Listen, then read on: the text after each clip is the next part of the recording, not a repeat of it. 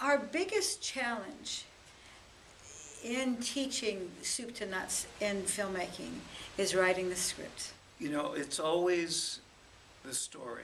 I think the most important thing for me is to sort of understand what the writer's vision is for his story. As a teacher, getting them to write something that has meaning to them and also meaning to an audience is very difficult. Certain themes I banned from the class. It's like one of them is there's no nerd that turns into a superhero. Mythic Challenges gave them a broader context. It's not a formula.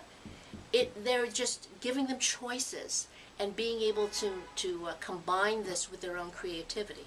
Mythic Challenges was probably the quickest start that we had to accessing the kids' creativity that I've seen. They then have a point of reference. Because the themes are, you know, the theme, even though it was thousands of years ago, it was still something that could resonate with something that's happening today. I learned about the Millennium Project and the Global Challenges through Pamela J. Smith.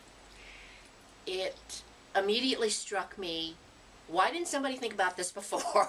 Part of the project with Mythic Challenges was to communicate with kids in Afghanistan. It's always good to have students aware of the challenges, you know, what about water, what about this? We actually chose 3 of the 15 global challenges that we felt could pertain to kids in Afghanistan. There were some wonderful short films that these students did from California.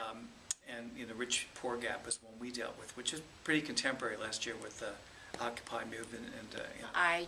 I looked at them and I thought, wow, immediately these kids got it.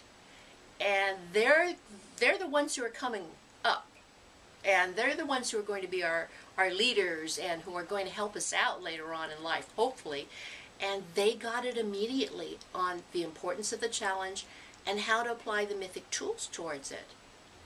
It gave them a chance to feel significant because they were working on very important issues.